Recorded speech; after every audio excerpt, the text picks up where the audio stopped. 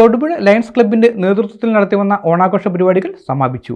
ശ്രാവണോത്സവം 2024 എന്ന പേരിൽ സെപ്റ്റംബർ 21 മുതൽ നടത്തിവന്നിരുന്ന വിവിധ ആഘോഷ പരിപാടികൾക്കാണ് സമാപനമായത്. തൊടുപുഴ ലയൺസ് ക്ലബിന്റെ നേതൃത്വത്തിൽ ശ്രാവണോത്സവം 2024 എന്ന പേരിൽ സെപ്റ്റംബർ 21 മുതൽ നടത്തിവന്നിരുന്ന ഓണാഘോഷ പരിപാടികൾക്ക് സമാപനമായി.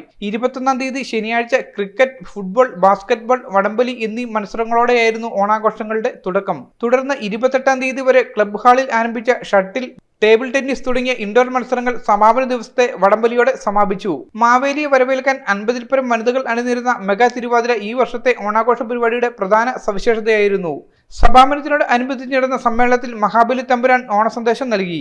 ചടങ്ങിൽ മത്സര വിജയികൾക്കുള്ള സമ്മാന വിതരണം Lions club president Ajeeb Purushothaman നിർവഹിച്ചു. Secretary doctor Boney Jose Tom, recreation committee chairman Thomas George, Lions president Anjali Ajeev, secretary Elsa Boney, treasurer Beena Saji തുടങ്ങിയവർ പരിപാടികൾക്ക് നേതൃത്വം നൽകി. News bureau, Thodupuzha.